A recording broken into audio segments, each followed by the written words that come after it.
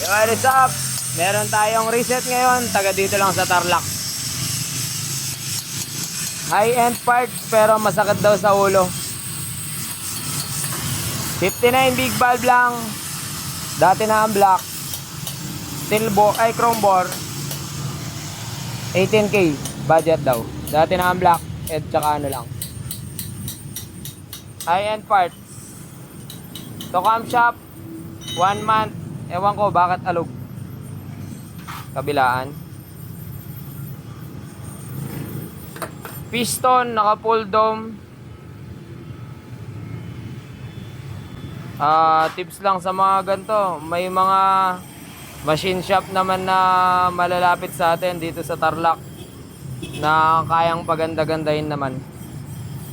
Pero ang pinagtataka ko, bakit full dome tapos nagdoble gasket naman sa baba. Mumurahin pa yung gasket, so nagbabara ito sa kanyang oil passage. Yan. So kung magdodome ka, tapos gagasket mo rin sa ilalim ng doble, ayan, dalawa. Para saan? Bakit pa nagdome? Tips lang. Kung alanganin ka sa kompresyon, huwag ka na lang mag-dome. Hindi ka na magdalawang gasket. Tapos dome. Pero tatabasan din naman yung chamber. Sayang yung head.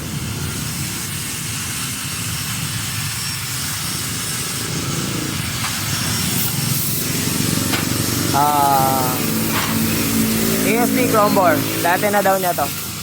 Carb. Lagyan natin air filter. Yung problema daw, sakit daw sa ulo i-start. So napakahirap daw pa rin. Abot na ng low bat, ayaw pa rin mandar. So nagpatono siya sa ibang mech. Natono naman pero walang minor. So ang gagawin ko na lang is i-reset natin mga kapulito. So isa-semi-dome ko na lang to, tapos wala lahat gasket. Tapos pagandahin, medyo pagandahin natin to. Di siya pogi tignan eh. So yun lang, flex lang ng gawa. Reset lang tayo for today. Tarlac lang. So yun, lang tips lang. Kung naka-dome, tapos magdadalawang gasket lang din para mababaan yung kompresyon, huwag na lang mag-dome. Para sure na hindi magaganyan. Lalo, mumurahin yung gasket, malulusaw talaga yan at babara sa oil passage. So ako, para hindi mangyari to, wala na lang gasket para sure na walang haharang sa oil passage. Then kung magdodoble gasket kayo, tips lang, gamitin nyo genuine, yung original na base gasket para hindi malambot tulad ng mumurahin na ganito. So ayan, dito yan sa Genrix 200cc M3 personal bike ko. Yan, alright, na nakapag-reprofile na tayo at nag-packet kasi kailangan, kasi masyado mababaw yung packet. So ang ginawa, inatras. So kung ano, ang kagandahan naman nito compare sa dati niya na naka full dome is yung piston mabigat pag naka full dome siya. Ngayon dahil malaki yung naibawas ko, gumaan yung piston. So sir, kumpara sa mabigat na piston, mas maganda performance na magaan na piston. Nakuha mo ba yung ano nun, logic nun? So yun, kasi mas magaan siyang gaganyan. So dahil dito may naibigay na tayong maganda-gandang bagay. Tapos hindi kasi maganda ng piston is naka-dome pero naka-atras sa block. May konting siwang na sa gilid na pwedeng pagmulan ng detonation or knocking. So kung marami kang gasket tapos naka-dome ka, compare sa nakatutok pero naka-flat, minsan mas mataas ang compression ng nakatutok. Kasi ang naka-atras, kabuuan ang nadadagdag na volume. compare sa naka-flat. Pero nakatutok. So yun, sana magets nyo. Kasi ito lang yung dome eh. Pero kapag ka nag-gasket ka, umatras ka, buong piston umaatras. So malaki ang bawas sa compression ratio nun. So yun, ilalagay ko na lang. Ayan. Simple yan na lang, plug and play na lang yan. Yan. Plug and play, walang gasket, taas baba. Tapos subukan natin yung resulta. Ganun lang naman mga kapulido. So syempre, reset namin, palit talaga cam. Cam bearing, kung okay pa sana yung cam bearing, ilalagay yung cam bearing. Kaso, ang laki ng alog eh. Kabilaan. Ewan ko anong brand tong cam bearing na to. But kabilis naman yata nasira. 1 month mahigit pa lang to, no sir? O yun, tumatango si sir. Pero ayaw niya magpa-video. So ako'y content creator lang at nagbibigay lang ng tips.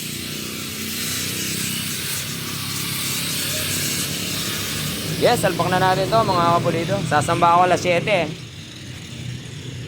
Tapos ito, lagyan ba natin air cleaner, sir? Hindi na? Oh. Meron ka. O, ikaw na lang magtono nun na. Ha? Hindi, syempre kung papatono mong walang air cleaner ngayon, tonong walang air cleaner. Pagka maglalagay ka ng air cleaner, ito tono mo para sa air cleaner, di ba? Hindi naman pwedeng ano. Kung dala mo sana. Kung dala mo, totono natin dun. So yun, hindi siya mag-air cleaner. Totono natin siya as open air cleaner. Yun, salpakan na lang. Itong head, aux na rin. So may mga adjustment pa yan. Tabas sa rocker arm. Yan. Sige, try. Alright. So na-profile ko na ng panibago. Semi-dome lang. Yan. Tapos medyo maglalalim akong packet. Next, complaint ni sir. Top speed daw niya, 95. Tama. 95. Dinala ni sir yung stockhead niya kung sakali daw. Kung ibabalik. Kasi daw, mas malakas pa yung stockhead niya compared dun sa big valve niya. So, subukan natin i-top speed mamaya. May nakita lang pala akong video. Pag daw walang gasket, nag-iiba yung timing. Nag-iiba yung timing ng timing gear. Kasi pag umatras yung gasket, ang head, yung timing chain, lalawlaw. Tama. So, kung yung cam mo, pang stock timing lang, mali nga yung timing. What if yung cam mo naman is nakatama doon sa timing na nakalawlaw yung chain? Di ba mas malakas siya nun? So yun, tips lang mga kapulido. Hindi porke lumawlaw yung chain is wala na sa timing. Kaya hindi lahat ng cam stock ang timing mga kapulido. So yun lang, tips lang. Kasi nanonood-nood lang din naman ako ng iba eh. So the best talaga marunong ka mag-degree wheel. Para dun. Alright, tuloy lang natin to. Pag natapos mamaya, subukan natin yung top speed. Sana hindi maulan. Subukan natin kung anong kaya. Pa-video tayo sa mayari mga kapatid. Eh, dyan kaya tayo nakamakalok-lok. So, ilalagay lang natin eh. Yung reminders dun sa piston pin lock, napaka-importante niyan mga kapatid. Baka kasi makakalimutan nyo, magkakakanalam lock. Sayang ang chrome board.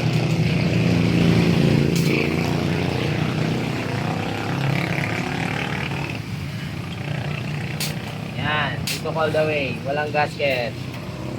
Gasket maker lang. Magandaan din na naka-atras yung block. Yung sleeve. Yung sleeve liner is big. Lalo sa 59. Pag naka-atras siya, yung piston mo, naglalaro siya sa medyo sa taas. So, ang 59 kasi manipis lang to. Marami nagkaka-issue is nababasag to. So, yun. Kung wala siyang gasket, lalo yung iba, dalawa, tatlo. Pag inatras mo yan, yung plane ng piston, naglalaro sa upper part. Hindi siya masyado naglalaro dito. So, may laban kasi ang ano eh, sigunyal. Kaya nagkakaroon ng damage dito. Setup ko pala is ito. Personal M3 ko. Hybrid pang sporty, 200cc. Pang rides. Sa bawat ride, tama mo yung power at saya. You can check our YouTube channel, Mascareñas Denrix TV. So ayan, ang MP is medyo atras yan, kaya hindi ko siya ginagaskatan. Ayan o. Yan hindi, kahit 0-0, pero lalapit pa siya pag pinrest. 0.5, pero MP full dome to, nasa 0.8 ang decite niyan. So, paano pa nilagyan pa ng dalawang gasket? Ano na yung decite niya? Hindi na maganda. Ay.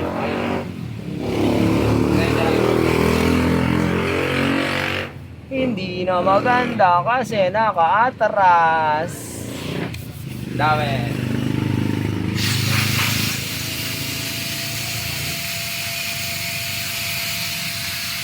So yung timing, iba nga naman. Depende naman sa camshaft. Second change guys. Obya. Mag-air cleaner na daw si Sir. Nagkasama Sir? Nagkapay lang din? Nagkapay lang. Yung mga part na malikabok dyan, kailangan mo air cleaner.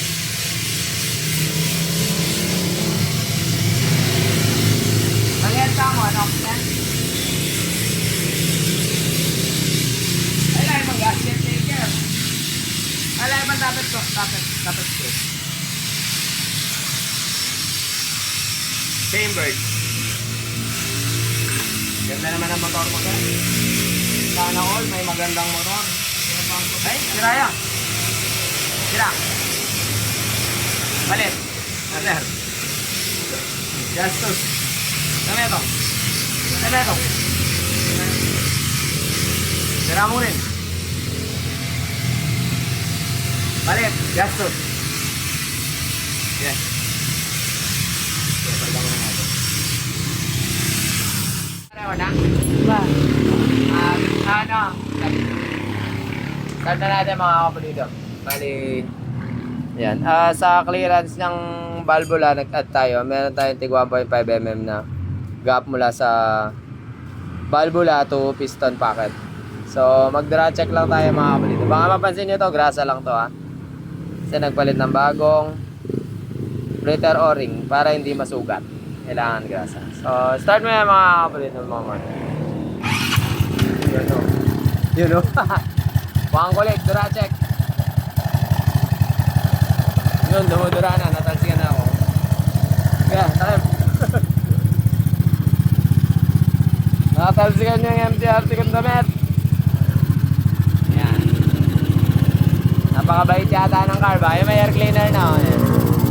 Mga nagtatanong paano ginagawa, paano daw lagyan ng air cleaner yung velocity cap ng San, Coso, ito, Forest 1M. Tinasabasan po namin yan, tinatabasan namin. So magtatanong na lang ako mga kapulido, tapos subukan na natin i-top speed. Alright.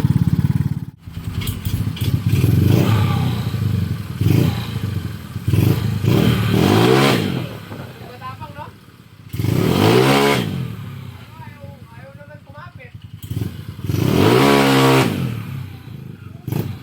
Kailangan pa na gagawin sa pag-ventilator mga kapulido. So tinapos ko muna yung card dito, no? Pag-gilid naman. Nangyari, bumigil sa throttle.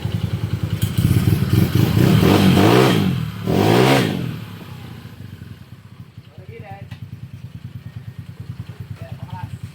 Okay na? Sa carb niya, ano?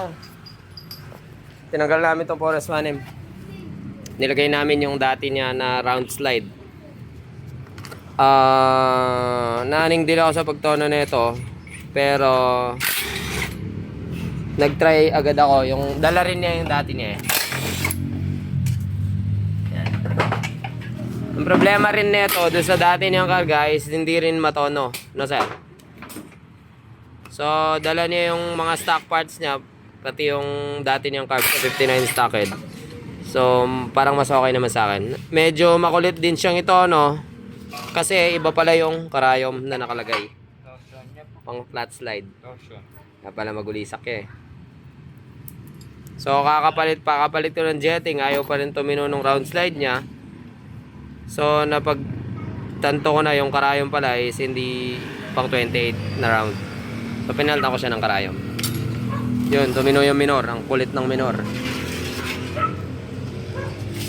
CBT niya, may torsion, puro sigaw. At subukan natin ang paltan. Kung mga kailangan paltan, baka sakaling mapa-improve natin kasi alaman lang kadamba-damba.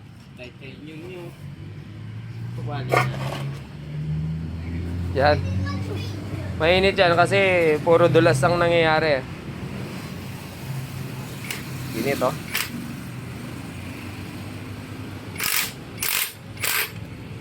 Yeah.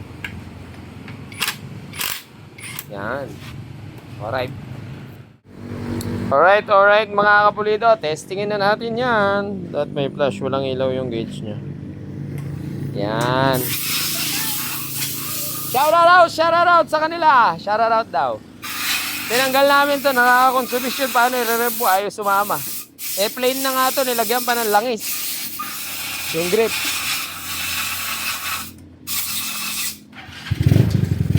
Okay naman. Okay yan eh. Oh, wala, mulala ako. Shoutout sa nagbigay na itong camera holder na to. Anong top speed na ito, sir? Dati? Lakasan mo, sir, ha? Ha? 95. Dito, ha? Subukan ko sa garin, pero medyo maikli lang to. Medyo makikli lang yung kalye dito, tapos basa pa. So, pag one hand sana ako, kaso hindi na. Naisip-isip ko yung shoutout sa nagbigay ng cellphone holder na to. Leg type version. Yan o. Sa leg o. Kinable tie ko lang yung cellphone ko para sure na hindi malaglag. So, subukan na natin yung top speed to at para makauwi na tayong pare-pareho at mag-alas 12 na. Na-overtime kami kasi yung carburetor medyo mahirap tunuhin pero nakuha naman na compare sa dati. CBT niya, yung gearings may problema, mali-mali pagkakabalik ng washer, tapos may walang washer, tapos may giniling na bakal doon. So, inayos na rin yun mga kapalido. CBT, yung pulley, may problema rin sa pagkakatorno, kubit-kubit. So, nagbagong torno ako doon mga kapalido. One click start naman siya kahit malamig na. Ayun, no? So, dun sa clutch spring, hindi kasi porke sobrang tigas ng clutch spring eh, mabuti na yun.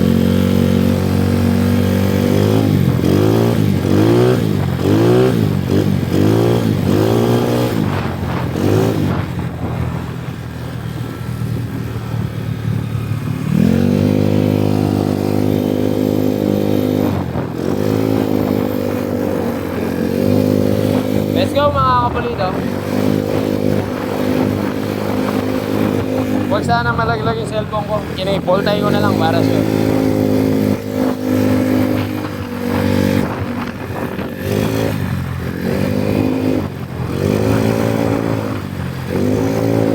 Yan tayo sa medyo mahaba-haba.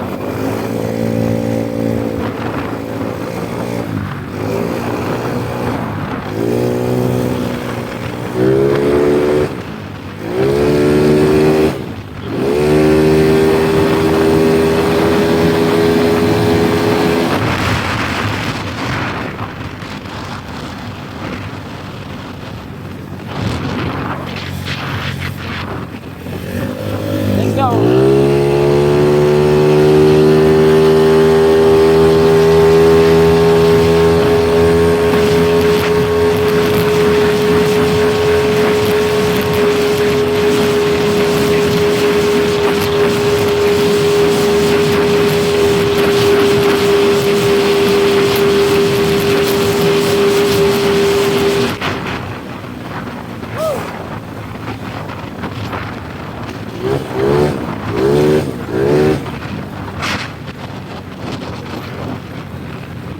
Alright mga kapulido, so pwede na natin bigyan ng sticker si Sir at dahil lumipat na siya sa Gen. Ayaw umangat kasi naka-lowered pa rin yung pan nito. Ayos na mga kapulido.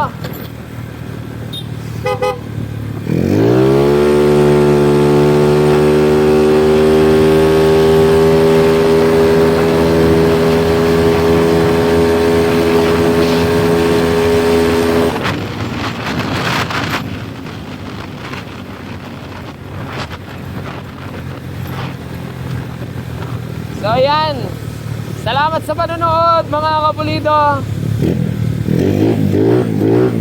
Naway may napulot kayong aral sa video na to at magamit nyo sa pag-DIY o paggawa nyo ng motor. So ayan, anlipiga naman. Dahil mahaba-haba yun mga kapulido. Salamat sa panonood. Hanggang sa muli natin magkikita, Pulidong Gawa at Genrix. Paalam!